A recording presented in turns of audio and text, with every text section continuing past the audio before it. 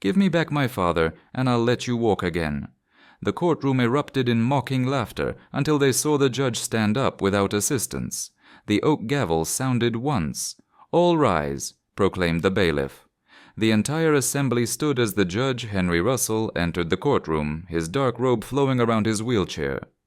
At 62, he maintained a formidable presence. His paralyzed legs had not diminished the intensity of his icy blue gaze.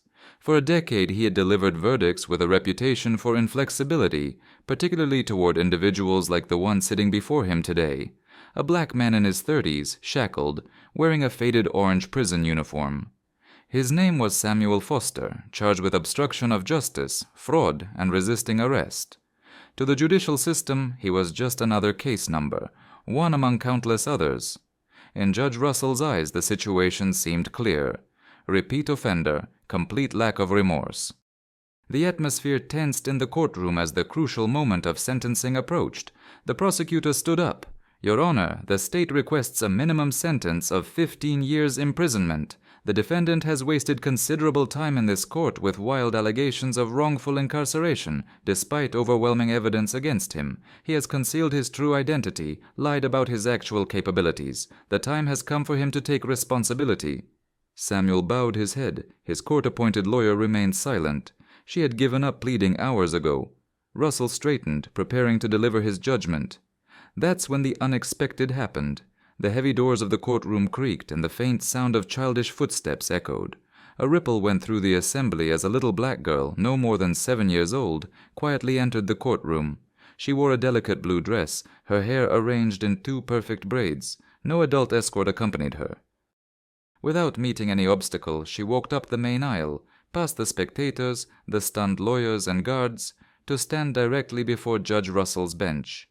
"Who is this child?" the judge thundered, amazement marking his features. Before an answer could come, the little girl looked up at him with a calm and determined gaze. "Free my father, and I'll give you back your ability to walk." The room exploded in laughter. Snickers erupted from the gallery. A condescending smile appeared at the prosecution table. Even one of the guards cracked an amused grimace. Russell blinked, bewildered. "What did you just say?" "I said that if you free him," she repeated firmly, "I'll give you back the use of your legs." The judge settled back in his seat, disbelief clear on his face. "This is not a place for jokes or fantasies. Bailiff, remove this child." Samuel half rose. "Let her speak." "Sit down," Russell replied acidly. "This situation is completely irregular." "I came because no one really listens to you," the little girl continued. "No one truly hears my father. They don't know his true nature." "And what is that exactly?" Russell asked, eyes narrowed. "Before you imprisoned him, he helped others. He changed them for the better." More laughter erupted. Even the court reporter had to look down to hide her amusement. "Why is she here?" Russell grumbled to his clerk. "She's his child," the bailiff replied, embarrassed. "She came in alone and refuses to leave. We didn't know how to proceed." "You should have stopped her at the threshold." "We tried." The judge looked at the little girl again. "What's your name, child?" "Clemency." The assembly fell silent. "Clemency, I don't know what you think is going to happen, but we're in a courtroom. It doesn't matter what kind of place this is. This is exactly where it needs to happen," she replied. "You've sat in that seat for 10 years, haven't you?" Russell tensed. "That's none of your business. After the accident, you lost all feeling in your legs. They said your spine was broken, that you would never walk again." The judge's lips tightened. "Enough." "But you want to walk again." His fingers gripped the metal rims of his wheelchair. Clemency took a step forward. The guards went on alert. "I'm not here to frighten you," she said gently, "but I'm asking you for something no one else would dare ask. Please stop hurting my father. He didn't lie. You simply refused to believe him." Russell glanced at Samuel, jaw clenched. Clemency slowly raised her hand, as if to grasp something invisible. "If you give him back to me," she whispered, "I'll give you back something too." Then she stood still. For the first time in 10 years, he felt a sensation of warmth. Not pain, not tingling, not illusion. A subtle warmth like a ray of sunlight penetrating his knees. He looked down. His legs hadn't moved. Nevertheless, something had changed. He looked back up at Clemency. The assembly remained frozen. "Please," she repeated, "give him his freedom." Samuel's face trembled, tears welling in his eyes. She's telling the truth. The judge stayed focused on the child facing him. For the first time in his career, words failed him.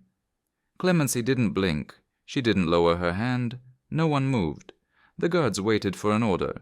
Russell gradually released his grip on the rims of his wheelchair. "What are you doing to me?" "I'm not doing anything to you," she replied tenderly. "You're the one who always wanted to walk. I'm just opening what remains in you." "You're just a child." She nodded. "And are you afraid?" Russell's jaw tightened. "You think that's fear? You think I'm afraid of a fairy tale?" "No," Clemency said. "You're afraid you were wrong." Her words hit him harder than he expected. His hands gripped the armrests because she was right. For 10 years he had accepted paralysis, not only in his legs, but in his mind, in his judgments. The day he lost the use of his legs was also the day he decided to no longer believe in anything he couldn't explain. He had built a life in that chair and closed the door to the rest of the universe. He looked at Samuel, whose gaze remained fixed on his daughter, with great admiration, but without surprise. "Did you know she had this gift?" Samuel swallowed hard. "Clemency has done wonders before, small wonders, little miracles, I thought. But I never asked her to try this." "Why now?" "Because I told her I wouldn't be getting out of here, that I might be gone for a long time, and she said, 'Not if I help you.'" The judge turned back to Clemency. The warmth was now spreading to his thighs. He looked down at his legs, and for the first time in 10 years, he moved his right foot. The assembly exploded in exclamations, gasps, shouts, chairs scraping the floor. Clemency didn't flinch. Samuel rose from his bench, hands clasped and trembling. "Judge, what's happening?" Russell's face was pale. He watched, incredulous, as his left foot moved too. Then slowly, laboriously, he pressed his palms on the armrests and stood up. He was standing on both legs. The assembly fell into complete silence. The prosecutor's mouth hung open. The bailiff stepped back as if he had seen a ghost.